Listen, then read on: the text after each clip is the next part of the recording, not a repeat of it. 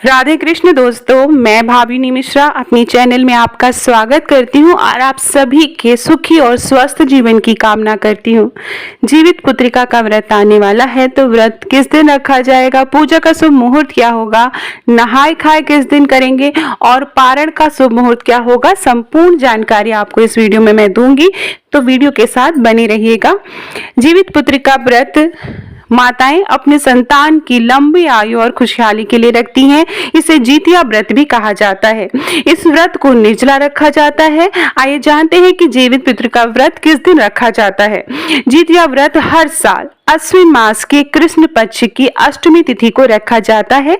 इसे जीवित पुत्रिका व्रत भी कहा जाता है। यह सबसे कठिन व्रतों में से एक माना गया है। यह व्रत संतान की खुशहाली और सुखी जीवन की कामना के लिए रखा जाता है।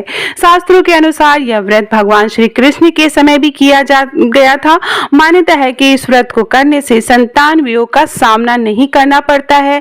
बच्चों और संतान की लंबी आयु के लिए माताएं यह व्रत रखती हैं। बहुत ही कठिन व्रत होता है। 3 दिन तक यह व्रत चलता है। 3 दिन का यह कठिन व्रत है और एक दिन जो है अष्टमी के दिन निर्जला व्रत रखा जाता है। तो आइए जानते हैं कि मुहूर्त क्या होगा, किस दिन जीतिया का व्रत रखा जाएगा। इस साल जीतिया व्रत 14 सितंबर को है 2025 में। यह व्रत मुख्य रूप से बिहार, झारखंड और यूपी के लोगों में मनाया जाता है। इस व्रत की शुरुआत नहाय खाए से होती है और अगले दिन निर्जला व्रत किया जाता है और तीसरे दिन व्रत का पारण किया जाता है।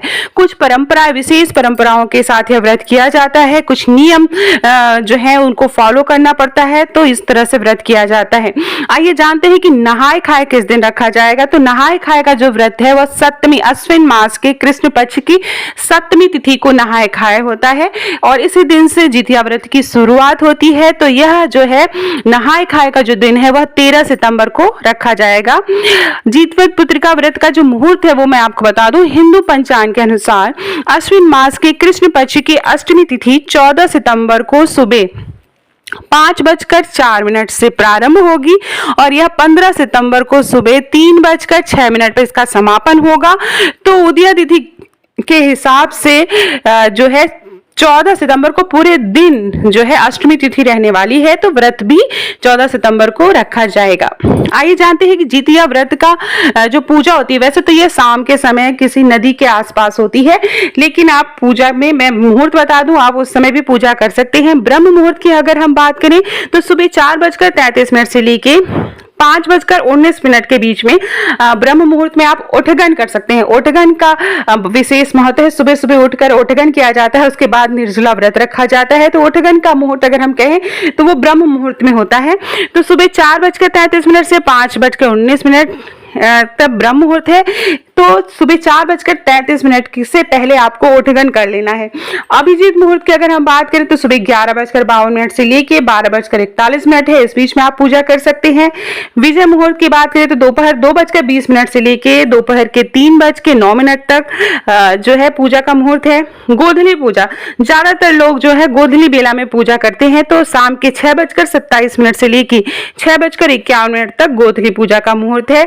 रवि योग की बात करें तो रवि योग लग रहा है इस दिन। तो सुबह 6:05 से लेके सुबह 8:41 तक रवि योग है। तो इस बीच में भी आप पूजा पाठ कर सकते हैं।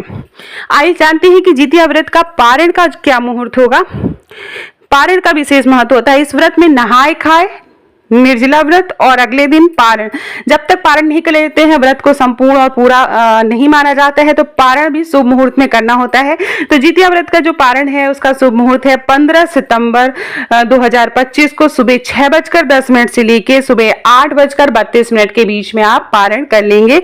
आप जो भी पारण की प्रक्रिया होती है उसे पूरा कर लेना है, दान दक्षिणा कर लेना है। तो इस बात का ध्यान रखना है। आइए जानते हैं कि जीतिया व्रत की विधि क्या होती है। तो जीतिया व्रत में भगवान जीतेश्वर और मां गंगा की पूजा की जाती है। जीवित वाहन भगवान की पूजा करने का विधान है। इस दिन सूर्योदय से उठकर स्नान आदि करके स्वच्छ कपड़े धारण करने चाहिए और व्रत का संकल्प करते हैं। शाम को गोधली बेला में इसकी पूजा की जाती है। किसी नदी के किनारे या तालाब बनाकर बीच में कुशा लगाकर जीवित भगवान को हम मानते हैं और उनकी पूजा करते हैं। अब भगवान की मूर्ति या प्रतिमा को चौकी पर स्थापित करेंगे, लाल रंग का वस्त्र बिछाएंगे और विधि विधान से पूजा करते हैं। बहुत सी जगह पर मिथिला में इसका विशेष महत्व है, बिहार में इसका विशेष महत्व होता है, कुछ अलग तरह से पूजा पाठ किया जाता है, वहां पर चीर और सियारिन की भी पूजा की जाती है। तो इस तरह से व्रत आप कर सकते हैं। पूजा अर्चना करने के बाद इस व्रत की कथा सुनना बहुत ही अनिवार्य होता है। सभी महिलाएं मिलकर एक जगह एकत्रित होकर पूजा करती हैं और फिर कथा सुनती हैं, आरती करती हैं। तो इस तरह से यह व्रत किया जाता है। तो आप सभी को जीवित पुत्रिका व्रत की बहुत बहुत शुभकामनाएं, और इसी के साथ ये वीडियो एंड करती हूँ। आशा करती हूँ आपको जानकारी मिली होगी। अगर वीडियो पसंद आए तो और अपने अपने जानकारों के बीच में जरूर शेयर करिएगा, मेरे चैनल को सब्सक्राइब करिएगा और कमेंट बॉक्स में राधे राधे जरूर लिखिएगा। बहुत बहुत धन्यवाद ये वीडियो सुनने के लिए।